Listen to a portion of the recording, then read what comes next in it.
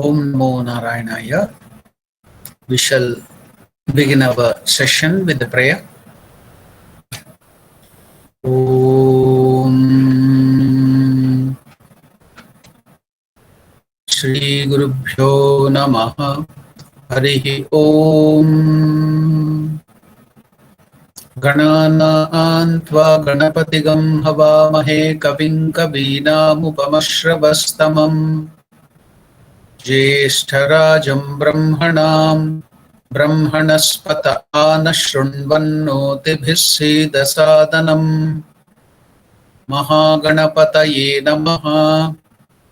Prano Devi Saraswati Vajibhidvajinivati Dhinama Vitriyavatu Ano Divo Bruhatah Parvatada Saraswati Jataganto Yajnam Vagdevyai Namaha. Om Shanti Shanti Shanti. Harihi Om Tatsat. Om Sthapakaya Cha Dharmasya Sarvadharmasvarupine Avatara Varisthaya Ramakrishnaya Te Namaha. Namaskar to all of you. Welcome to the study of Jnana Yoga from the complete works of Swami Vivekananda. We were studying the chapter called Practical Vedanta Part 1.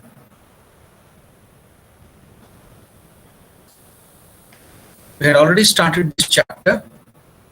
We will continue it further.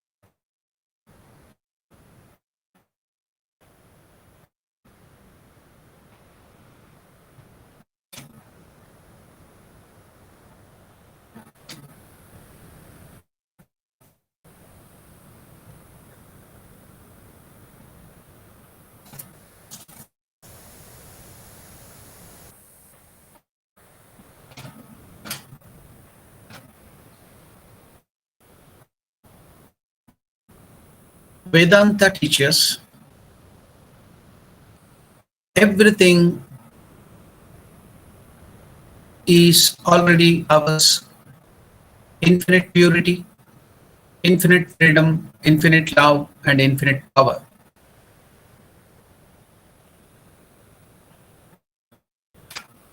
The Vedanta also says that not only can this be realized in the depth of forests or caves, but by men in all possible conditions of life. That is the speciality of Vedanta, that it is practical, it can be realized by anyone, anywhere, not only in the depths of the forest, inside the caves, inside the ashramas, but we can realize that in all possible conditions of life. We have seen that the people who discovered these truths were neither living in the caves nor forests, nor following the ordinary occasions of life, but men and women who we have every reason to believe led the busiest of lives, men who had to command armies, to sit on thrones, and look to the welfare of millions. Now, Swami Vivekananda is telling all the truths of Vedanta, most of them what we see in the Upanishads, the mantras of the Vedas, especially more than the mantras of the Vedas, the Vedanta, the truth in the Vedanta, the Upanishads, they were all discovered by great men who were not sitting in the retreat of caves or forests or on the bank of the rivers, but were very active men and women who were in the midst of the society in all conditions of life. So that's why that itself is a proof that Vedanta is practical. They were the men and women who discovered these truths. We have every reason to believe led the busiest of lives. Men and women who had to command armies, to sit on the thrones and to look to the welfare of the millions. And all these in the days of absolute monarchy, not during the period of democracy, but it was during the period of monarchy. The kings, some of the rishis or some of the people who discovered all these truths were the kings, the monarchs. And not as in these days when a king is to a great extent a mere figure of head. Just like now in England, Queen of England or the British is just a figurehead. Yet they could find time to think out all these thoughts, to realize all these great truths, and to teach them to humanity in the midst of their busiest life. How much more then should it be practical for us, whose lives, compared with theirs, are just lives of leisure? If compared to those people who discovered the great truths of the Vedantas, were the busiest monarchs, who are the busiest people, compared to their life, our life is just the life of leisure.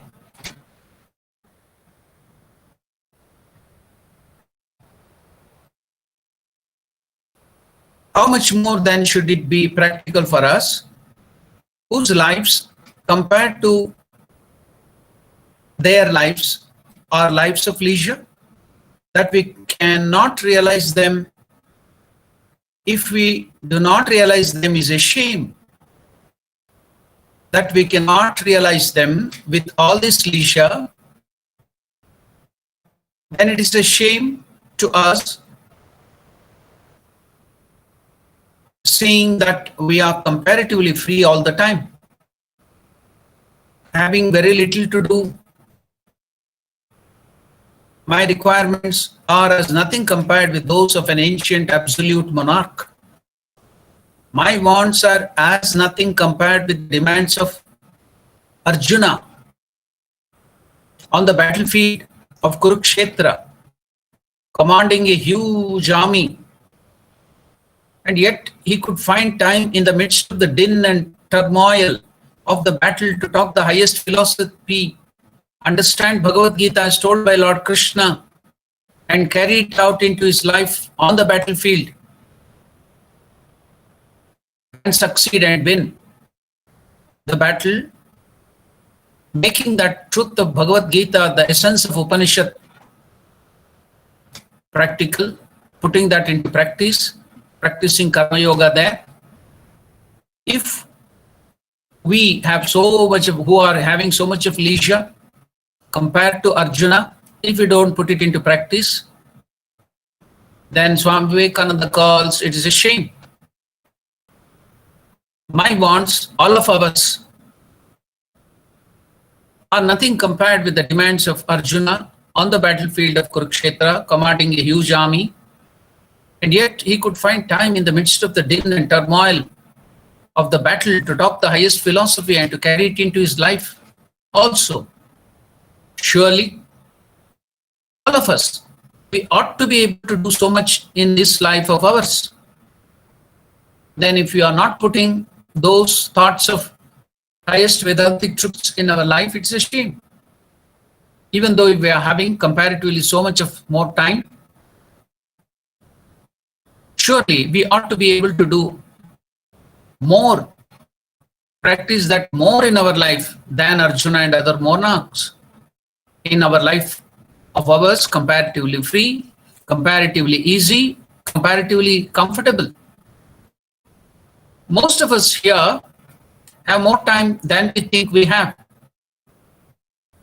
When I was looking after the educational institution, not only about their studies, colleges, and also I had to live with them just like the Gurukula, looking after the students in the evening, to look after them, to give them food, to make them study, practice meditation, prayer.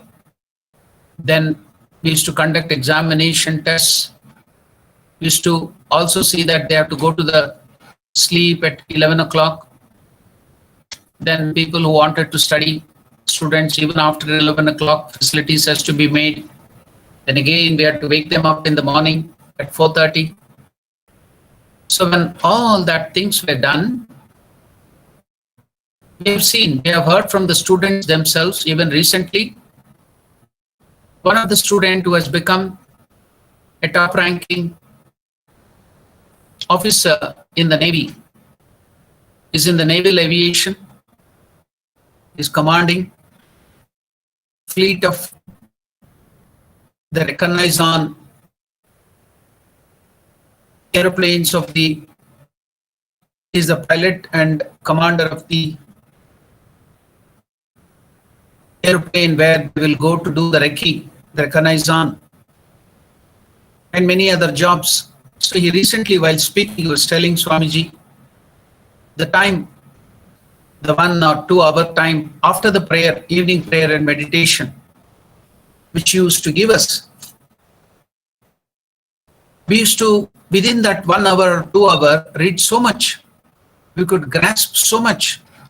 The quality of the time after the meditation and the prayer was so much that even if we were given 10 hours, the other time, when we were not in the Ramakrishna Vidyarthi Mandiram, at other place, we would not make use of the time at all. We used to keep them engaged in positive activities, constantly active in various activities, not only games, not only studies, not only classes, not only extracurricular activities, competitions, chantings, and so many other things. We used to keep their minds so much engaged in positive thoughts and good things. Then whatever little time they used to get, some 5 hours or 6 hours for their study, they used to put in the best of their efforts to study. And they used to do very good. They used to score very high because their mind is fresh. So we could see that giving their positive thoughts, the highest thoughts of Vedanta, devotion and religion, they could do better. They could be better men of character because we used to train them in man making and character building.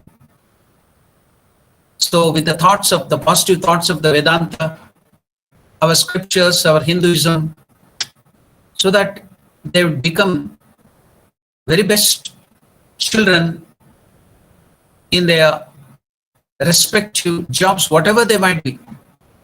I've seen the naval officer himself telling, many other military officers who passed out through our institution, telling that Swamiji would not feel difficulty there at all in the strict regimentation of the army or the navy or the air force. Why? Here, in Ramakrishna Vidyarthi Mandiram used to make us do the work on time, the changing dresses, different dresses at different time. While you are to the prayer, you have to wear white dresses and dhoti. Then when you go to the study, it's a different dress. Then when you come to the dining hall, it's a different dress. When you go to the prayer and meditation, different. When you go to the college, it is different. When you go to the game, it is different. And everything, we used to go on time, and we used to double up. We used to quickly go to the next period. And there was no time to think of other things at all. So when we came to the army, the navy, the air force, whatever we used to do in Ramakrishna Vidyarthi Mandiram, walking fast, here we had to run, that's all. It was just a continuity, that disciplined life. So I could easily adapt to that strict life of regimentation and discipline so easily. Many children were very strong, who had very much of physical strength, but they didn't have the inner stamina. The Ramakrishna Vidyarthi Mandiram or our institution that trained them in inner stamina. So we could withstand any difficulties. The commando training, one of the military officers, now is a major, used to tell, in Belgaum, there is the commando training. They used to put them into hard rigor life of the forest. They used to be left out in the dense jungles of the forest of Belgaum, and they had to survive there. They would not give them food. They would train them how to eat some of the bulbs in the sense of the plants, under the roots and bulbs and the leaf and the fruits which are poisonous, which are edible, how to survive there in the jungle without any food, by eating some of the insects, some of the beetles, some of the animals, whatever is available there. Then they used to put them in the drainage, the sewage line. They had to put them inside that. Then they have to go some kilometers in that sewage line and get up somewhere in some other part of the city.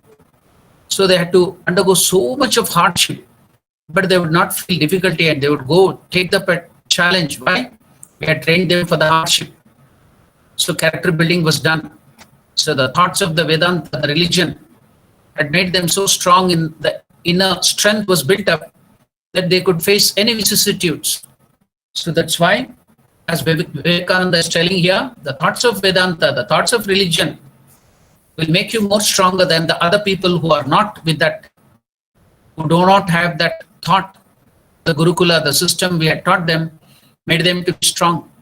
We used to teach them serving. We used to teach them gardening. We used to teach them, they had to wash their toilets, wash their bathrooms. Every day, every week, they have to clean their room. They have to make their bed early in the morning. Everything was disciplined all time.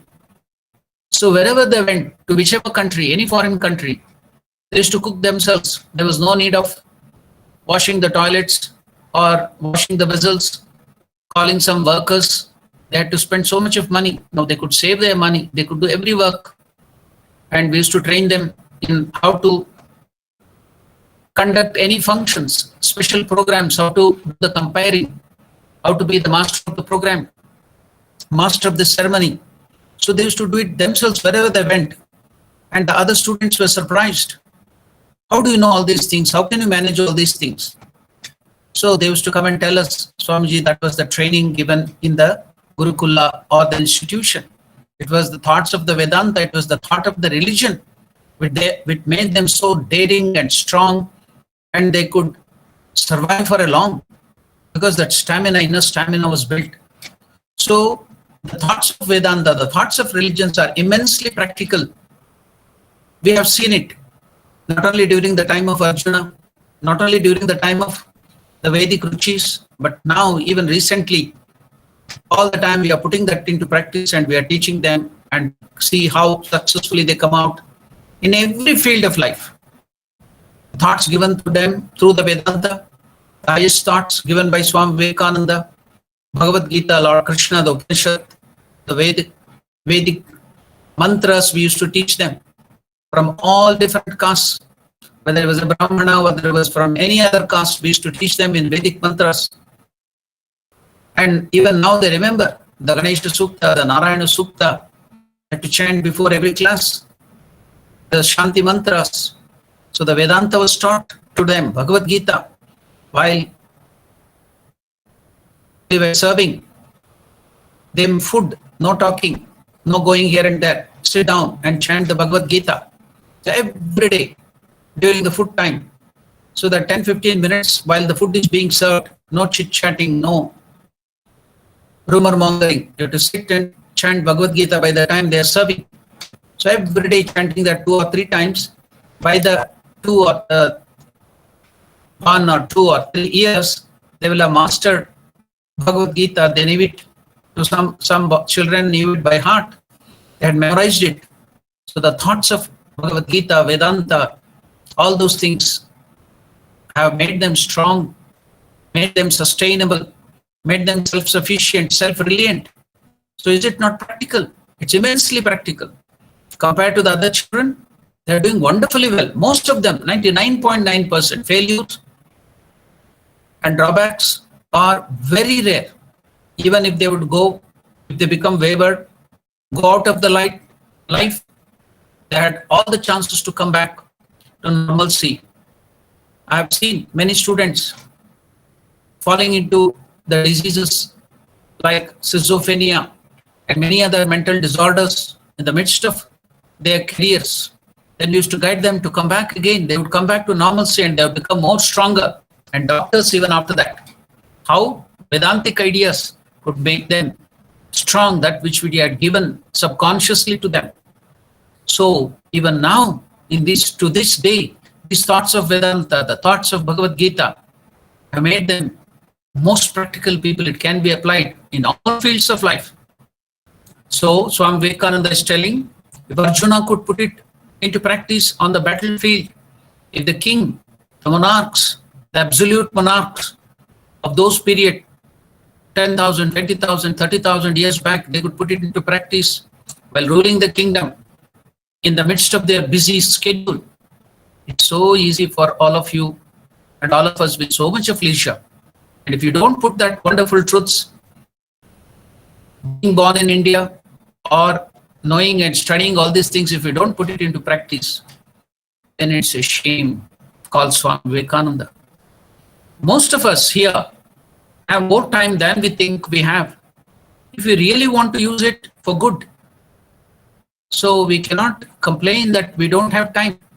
Everybody, anybody, all these people who have achieved in the life so much, they too had only 24/7, 24 hours in a day, not 1 second more or not 1 second less.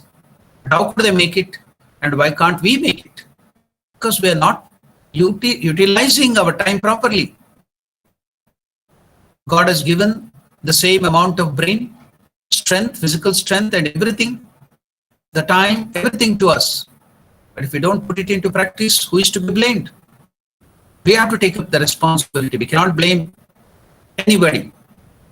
So most of us here have more time than we think we have, if we really want to use it for good. So no complaining about the environment, about the pandemic, about the parentage, about the house, about the environment in the college or the education system, about the political system. All that is sheer nonsense. Just go on complaining, giving excuses, lame excuses. In the midst of all these difficulties, even in the pandemic, people are wonderfully doing well. Only we have to put all these great ideas into practice, and you can come out very nicely, very wonderfully, even in the midst of the deepest crisis. That is the strength of Vedanta. That is the strength of Bhagavad Gita.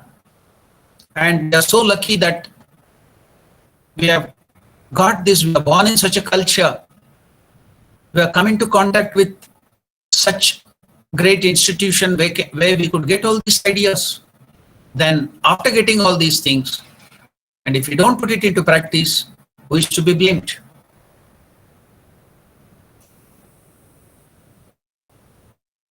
With the amount of freedom we have, we can attain to 200 ideals in this life. Compared to their time and compared to their freedom, our freedom and time, we people with so much of freedom, with so much of time, with so much of more facilities, modern amenities, we can attain to 200 ideals in this life if we will, if we want. Wherever there is will, there is way. No excuses, no lame excuses, no bogus reasons. We just go on telling so many excuses, nothing. If we will, we can have it. Wherever there is will, there is way. But we must not degrade the ideal to the actual. Don't drag down the ideal. Don't dilute the ideals and the principle. One of the most insinuating things comes to us in the shape of persons, people who apologize for our mistake and teach us how to make special excuses for all our foolish wants and foolish desires. And we think that their ideal is the only ideal we need to have. But it is not so. The Vedanta teaches us no such thing, no such nonsense or excuses. The actual should be reconciled to the ideal. The present life should be made to coincide with life eternal. The truth will never be diluted. The truth is always at the highest level. If you cannot put that truth into practice, then you are the person or the society is the thing which will go down. Nothing will happen to the truth, to the reality. It will be always in its pristine glory. If the society do not put, if the men do not, women do not put it into practice, then we are to be blamed. We will go down. So no reconciliation, no dilution of the ideal. For you must always remember that the one central idea of Vedanta is this oneness. There are no two in anything. No two lives. Not even two different kinds of life for the two worlds. Watch our own life. We are different people. We have a different personality in the workplace.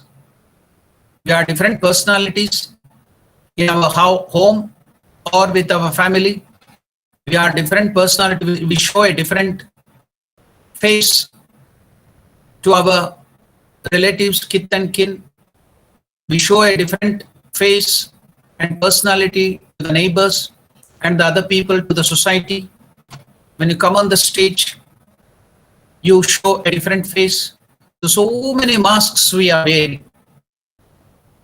It's just like recently, after this corona exploded, we had a humor. What was that humor? A politician was not wearing a mask. The journalists and people questioned him. And the secretary told them, all of them, no, don't worry, our politicians are wearing a lot of different kinds of faces and masks. Even before the coronavirus started, they have so many masks, different masks. I think you have understood what is the mask of the politician. They have so many different masks already. They need not wear any new mask for the pandemic. That was though impractical, but it was a joke humor. So like that, we'll be wearing so many different masks, different types of faces, but internally we are different. So we are leading so many different lives. I think that is a disorder also. Multipolar personality disorder. bipolar. So it is not bipolar, it is multipolar. So we have so many faces at different arena, different places. We have different masks and different faces. For you must always remember that the truth is one, and the central idea of Vedanta is this oneness. What is this oneness?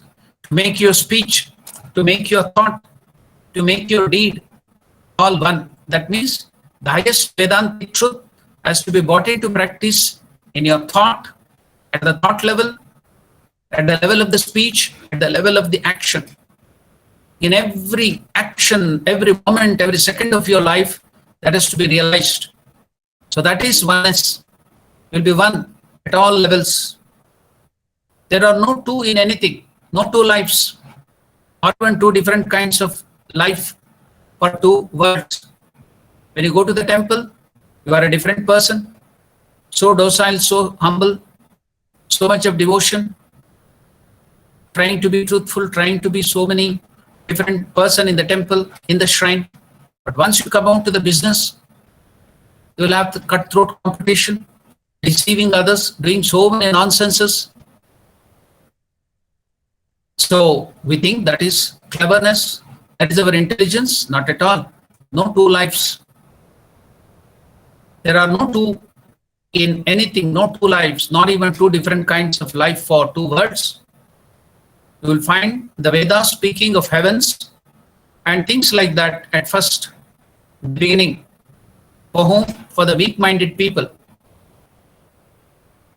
In the beginning, but later on, when they come to the highest ideals of their philosophy, they brush away all these things of heaven and different lives, the dreamy life.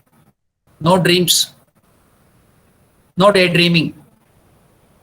There is but one life, one world, one existence. Everything is that one. The difference is only in degree and not in kind. The difference between our lives is not in kind. The Vedanta entirely denies such ideas that animals are separate from men, and there is different category of men to men or women. There is difference in men and women, children, old, rich, poor, educated, illiterate.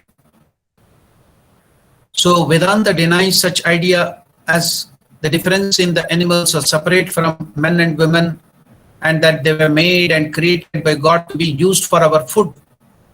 Some of the religions, some of the Semitic religions preach that all the plants and animals were created for the human beings to be eaten, to be used. They are all there to be used. You can kill them and eat them.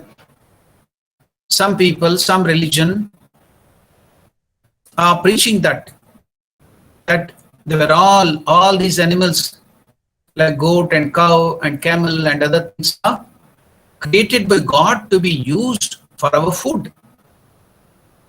Some people have been kind enough to start an anti-vivisection society. These were the societies, different societies during Swami Vivekananda. Even now there are so many such things. PETA, kindness for anti-cruelty, kindness for animals.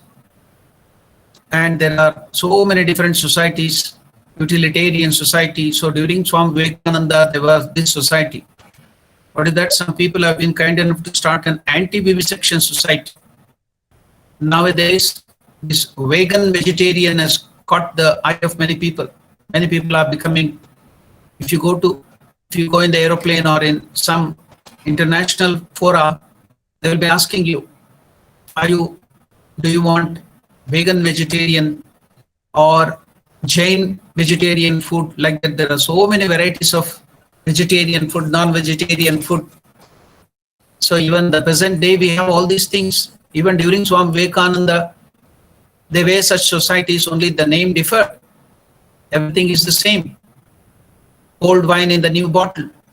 So some people have been kind enough to start an anti-vivisection society. Swami Vivekananda declares during, that is 150 years back. I asked a member of the anti-vivisection society, why do you think, my friend, that it is quite lawful to kill animals for food and not to kill one or two for scientific experiments? Swami Vivekananda asked one of the members of that anti-vivisection society, why do you think, my friend, that it is quite lawful to kill animals for food and not to kill one or two for scientific experiments? He replied, vivisection is most horrible, but animals have been given to us for food. Vivisection is most horrible. To use it for experimentation in the science, in the labs, is most horrible. But as food you can use. Why? God has created them. Our religion tells that you can take as food. Our prophet has told that. He replied, vivisection, that is using in the lab of us for science purpose, is most horrible. But animals have been given to us for food.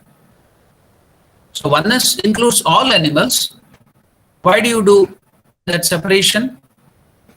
When people nowadays, in the present days, we have been seeing, if somebody harms, if in China they celebrate a dog festival and they bring in and eat so much of dogs there, they make a hue and cry and great furor is created.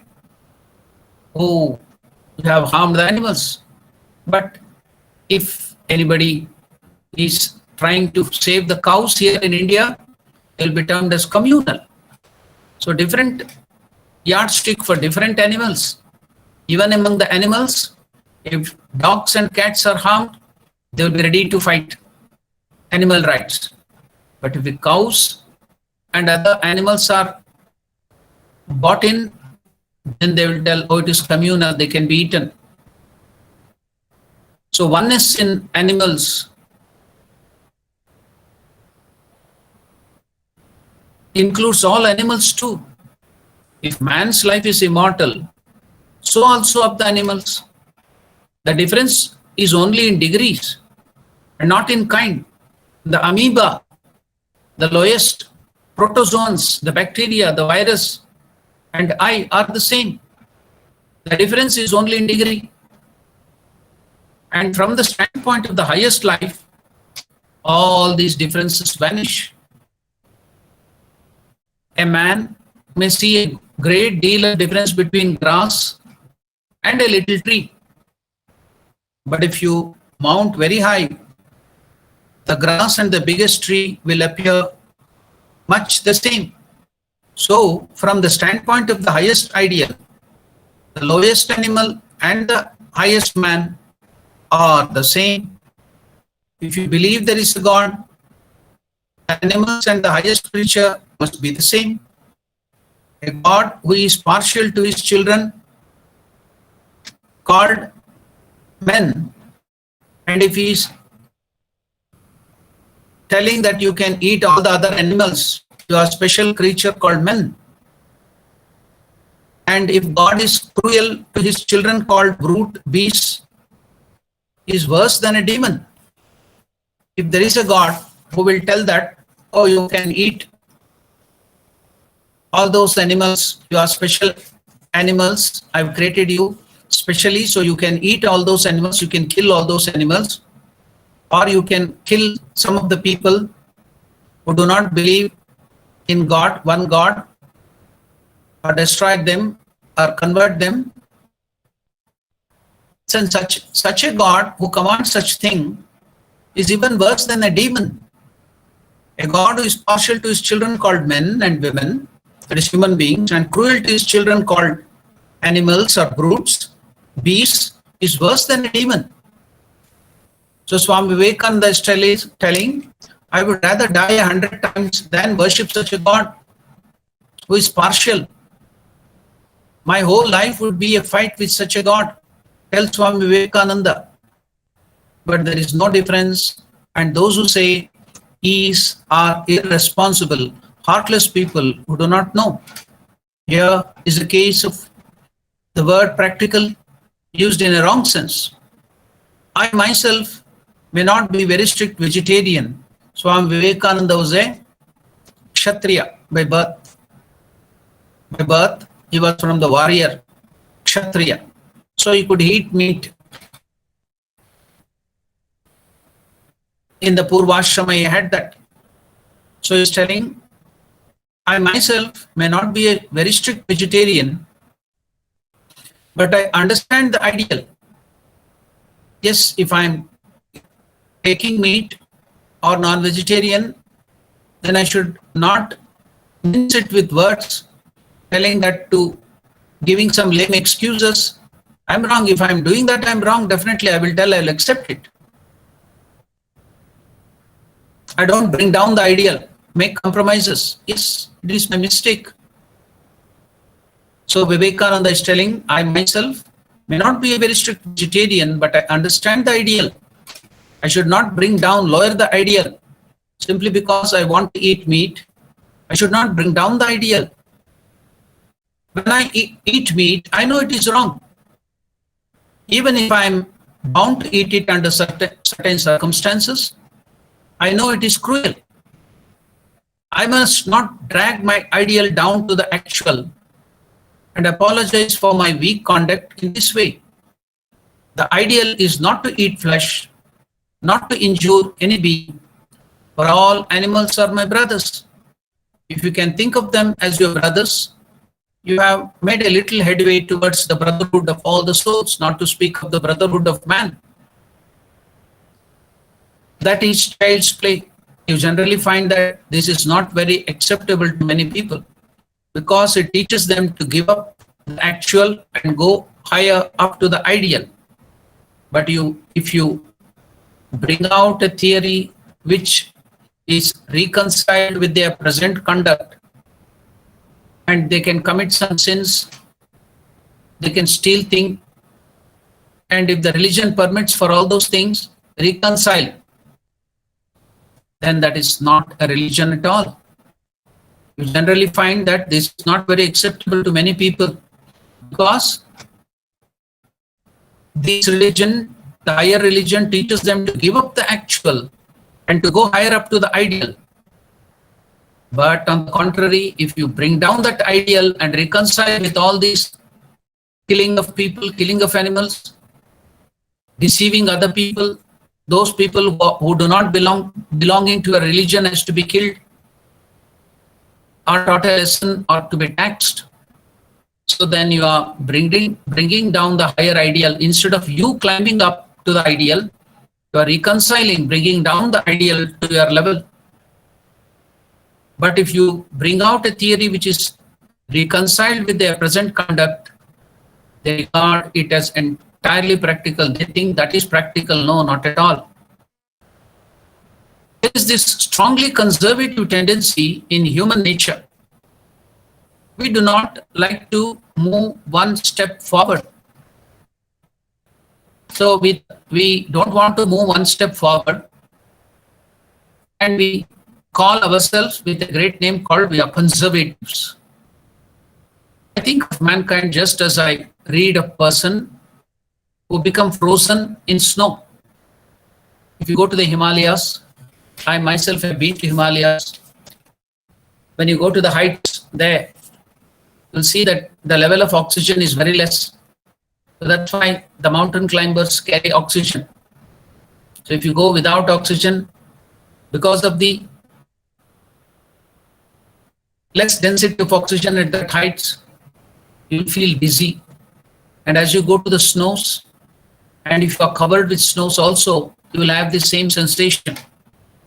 Swami Vivekananda is explaining that I too felt once when I had gone to the Gangotri in the Himalayas, and from there I started walking without any preparation.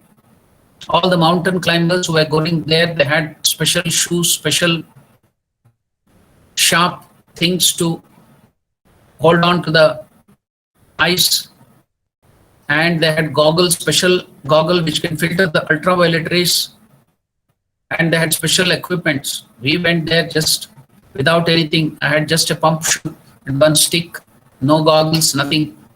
And after that, we dared with some guides there, local guides, to go to the heights of Himalayas. We walked to without any preparation to Bomukha, the glacier where Ganga starts. And not only did we end there, it was freezing cold. We had to sleep somewhere in the bunkers that night. It was raining outside, but with that cold, somehow we managed. The bed was of the straw beds, intensely cold, minus. Then the next day after that, taking bath in that cold water of the Ganga, we made another adventure to go another 5 kilometers up like that on the mountain to the top of the mountain. It is a range of that Nanda Devi hill ranges. One of the mountain climbing there was baby shivling. So then we had to go in a different direction, climb up everywhere. It is ice and ice to the place called Tapovan. There was some kuti when we went there because of the lack of oxygen. You will feel sleepy. You want to sleep. You will feel, oh, the moment I sleep, I'll be very happy. But once you sleep there, you will not get up. So you'll go into a sort of coma because the absence of oxygen. So Swamiji is mentioning about that. What is that? I read of people who become frozen in snow. When you go to those cold places, any cold places where it is very cold, and in the snow, if you get frozen in the snow, all such, they say, they want to go to sleep. And if you try to drag them up from the snow, they say, let me sleep. It is so blissful. It is so beautiful to sleep in the snow. And they die there in that sleep. It will be a very painless death. You will not know that you have died. That is one of the painless way of dying. No pain at all. If you cover yourself, or if you go to Himalayas and undress yourself or cover yourself with snow, then you will go to some sort of sleep and you like to sleep and then you will not wake up at all. So all they want when you cover up or frozen in the snow is they want to sleep. And if you try to drag them up, lift them up from the snow, they tell, no, no, no, I'm happy, I'm blissful. I want to sleep. Let me sleep. It is so beautiful to sleep in the snow. Then they die there in that sleep. So similar is our nature. How? That is what we are doing all our life, getting frozen from the feet upwards and yet wanting to sleep. Therefore, you must struggle towards the ideal, not try to drown yourself under these excuses. That is what we all of us are doing all our life, getting frozen from the feet upwards and yet wanting to sleep in that. Therefore, we must struggle towards the ideal, not bring down the ideal, reconcile the ideal to our level. And if a man comes who wants to bring the ideal down to our level and teach a religion that does not carry the highest ideal, do not listen to him. To me, that is an impracticable religion. But if a man teaches a religion which presents the highest ideal, I am ready for him. Be aware when anyone is trying to apologize for sense vanities and sense weaknesses. If anyone wants to preach that way to us, poor sense-bound clods of earth, as we have made ourselves by following the teachings, we shall never progress in spiritual life. Vivekananda then continues, I have seen many of these things. I have had some experience of the world. I have walked through every country, all over the globe. Vivekananda traveled all over the globe, not only with the ship, he used to walk, he used to see. Is to go by train, is trod the whole globe completely everywhere, the east and the west and the Middle East. He has walked through Iran, Iraq, Arabia. He has walked through Pakistan. At that time it was undivided India, Sindh, Punjab. He had walked through Tibet. He had gone to Japan. He had gone to China. He traveled from India through the ship, through the Pacific Ocean and through the Atlantic Ocean.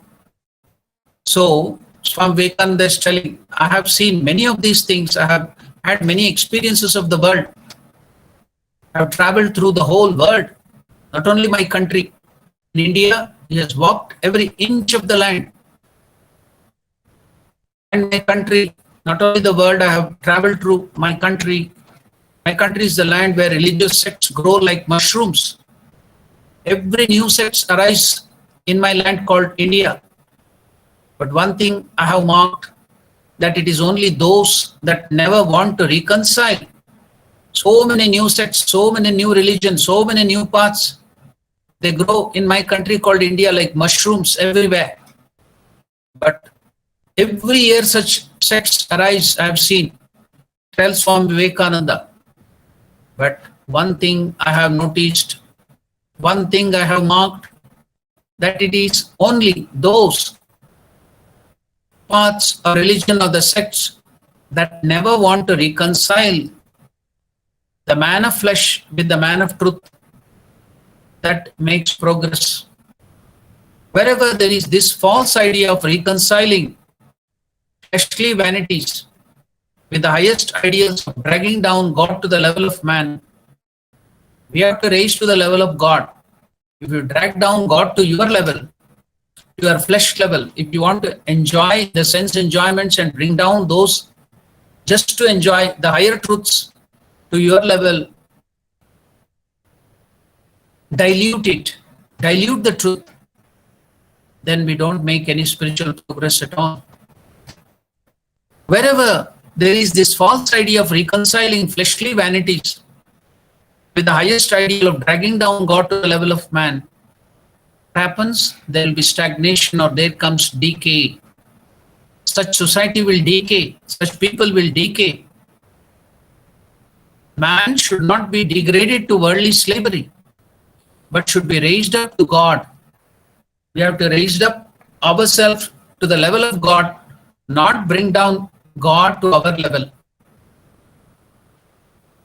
So, in the name of practicality, you should not bring down the higher ideal to your level just for the sake of your enjoyment of the senses and fleshly vanities.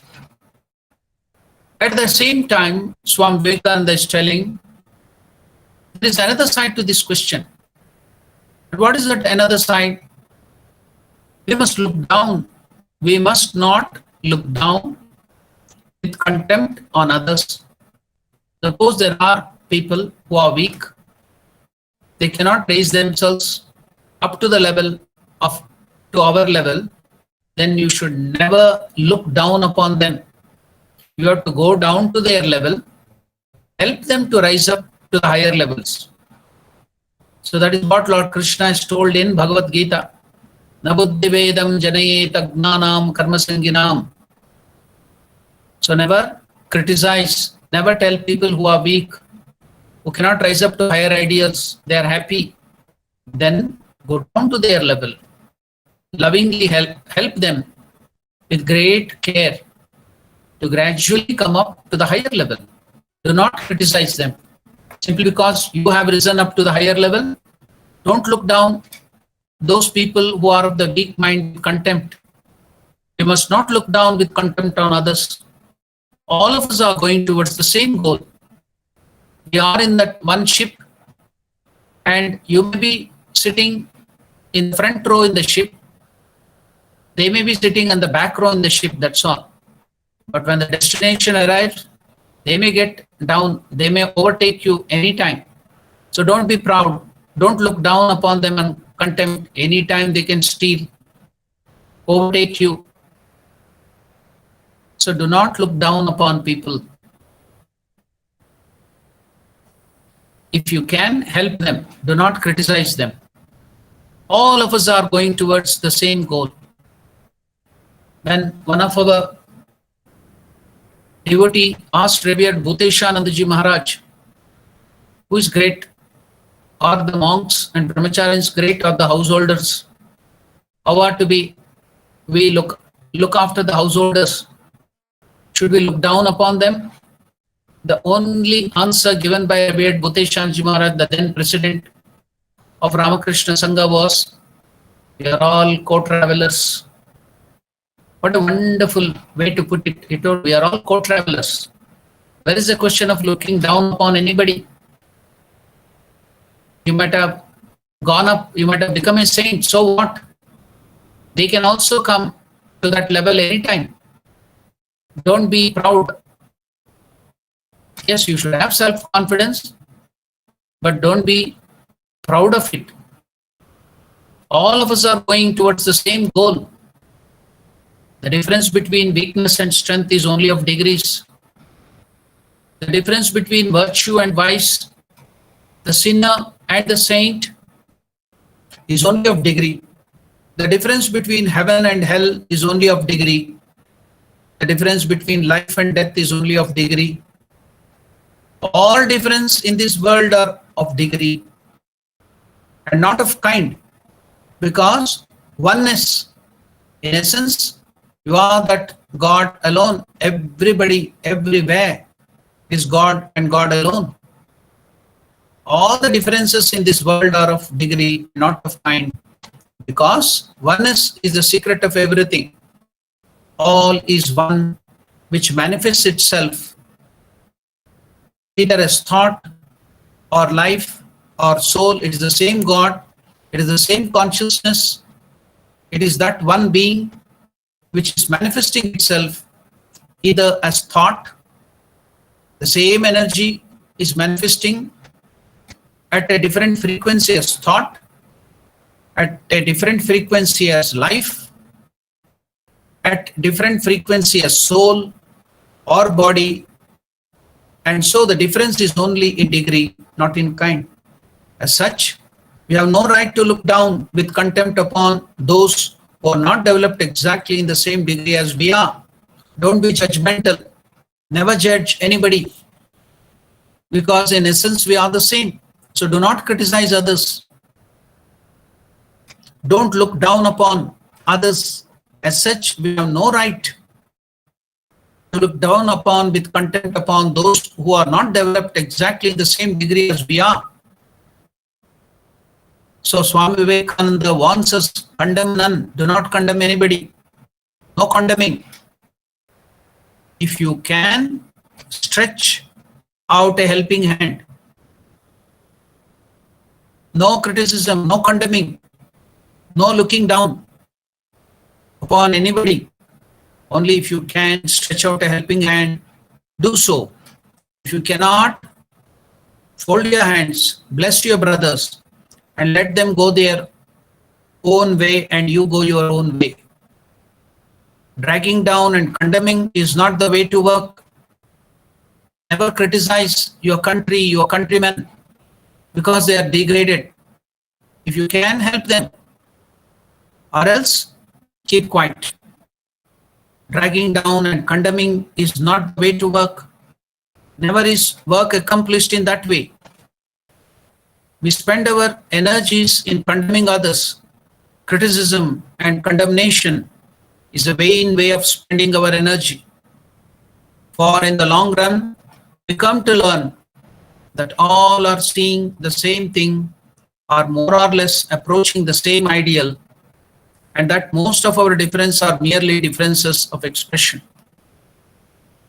We have to notice, or we have to remember the story told by Ramakrishna in Gospel of Sri Ramakrishna. There was a saint and there was a prostitute. Both of them were living on the other side of the road, adjacent or other side of the road. The saint was always watching that woman who had fallen in character and was a prostitute, and finding all her mistakes, he used to keep a track. He had a record book in which he used to write down how much men used to visit that prostitute and always scold her, look down upon her, criticize her, tell that you will go to hell. So that was his job. And he used to feel great that I am so great and you are so low. So he had kept record and always criticizing and scolding her. But on the contrary, that woman, fallen woman, the prostitute, was repentant because she had helplessly come to that life where she had to sell her body, and she was very repentant about it, crying to God to bring out of that and helplessly doing that duty. So it went on for many years, and both of them died together. So the worst thing happened. What was that? The angels or the servants of Lord Narayana came from Vaikunta and took that prostitute with them. But the Yamadutas, the messengers of death, they came and took that saint to the hell. Then it was the turn of that saint to quarrel and criticize with the Yamadutas, the messengers of death. What is this? I was such a great saint, and you are taking me to hell. Whereas, okay, that would have been good, you are taking me to hell. But that lady, can't you use the word lady, that woman was fallen. And she was a prostitute, and you are taking her to the Vaikunta or heaven. So that was his grouse. Then the Dutas, the messengers, told, she was, though performing those bad deeds out of compulsion and helplessness or weakness, but she was always repenting and praying to God for redemption. And you, instead of thinking of good things and doing good things, you are just meditating and thinking of the false things and the bad things she was committing, condemning her. You spent all your time, instead of thinking of God and helping people, you're just finding fault and seeing only the wrong things. So, because all your time was spent in criticism and looking at the wrong thing, you are meditating on the wrong thing instead of God, you have to go to hell. And she, on the contrary, though born in that place or forced to do such act, within she was always thinking, she was repenting for her bad deeds and thinking of God, so she is going to heaven. So that's why it is not the external thing what you are, but it's the internal thought or internal life you lead that is more important. So we have to try to raise ourselves up and help others to raise up to the ideal, not to criticize other people, looking down in contempt the people who are weak and who cannot, who are sinners. That's a great warning given by Swami Vivekananda. Men or women should never look down with contempt the weak people or the sinners, because it is only the difference is in degrees, not in kind, because it's God who is manifesting them there as the sinners and the bad people. Anytime they can overcome that and come up. Do not look down, do not criticize. If possible, help them, or else keep quiet and go your way. Never criticize, never condemn, and don't waste your time in vain spending your energies. For in the long run, we come to learn that all are seeing the same thing, are more or less approaching the same ideal, and that most of our differences are merely differences of expression. So it is God and God alone who has manifested as all these things. So never condemn, never criticize. So in this practical Vedanta part 1, we have learned so many wonderful things taught by Swami Vivekananda, practical, how to make all that higher ideal practical in our day-to-day life and raise ourselves to that level, not to drag down that ideal to our level, but in the process, never criticize anybody, help them. That is a wonderful suggestion given to us to make the Vedanta practical. So it is immensely practical, and so many examples were given that it is practical even today now. It was practical then, and all the time it is practical. Only thing we should have the patience, practice it, and be divine, raise ourselves to the level of God and be divine. So we'll stop our conversation for today. And if there are any questions, if there are any doubts pertaining to today's discussion, the subject of Jnana Yoga, you can ask. So on the YouTube and Facebook, there are no questions.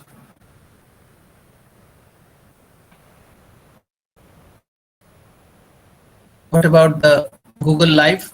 Anybody? Any questions? Any doubts? Or else we can conclude today's session with a prayer.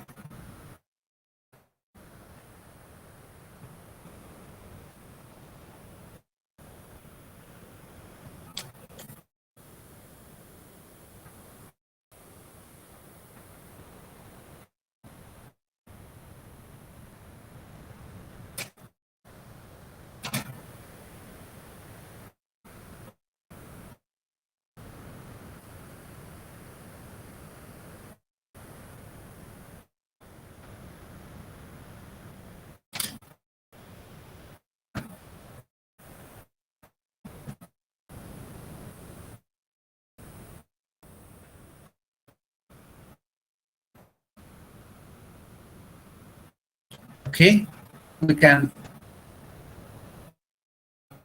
close today's session with a prayer.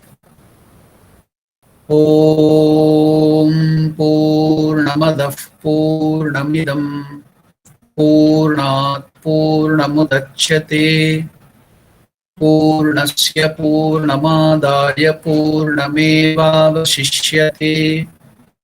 Om Shanti Shanti Shanti. Harihi Om Tat Sat. Sri Ramakrishna Arpanamastu. Om Namo Narayanaya. Tomorrow evening at the same time, we have the Bhagavad Gita. We are now looking into the second chapter. So people can attend, anybody can attend these classes and get the benefit of the teachings of Lord Krishna. Then Sunday and Monday, early in the morning, we have at 6:30 South African Standard Time, the study of Great Master, the life of Sri Ramakrishna. You are welcome to that. It will be in India, it will be at 10 o'clock. In South Africa, it is 6:30 in the morning. Then Sunday morning, 9:30, we have the Hinduism for Children's classes, where we will be teaching different aspects of Hinduism. And also we will be giving them lessons on Sanskrit, yoga, pranayama, music and other things. If children want to attend and get good samskar of Hinduism, they can attend these classes. Even elderly people can attend that. Then Monday evening, we have the science of worship, puja.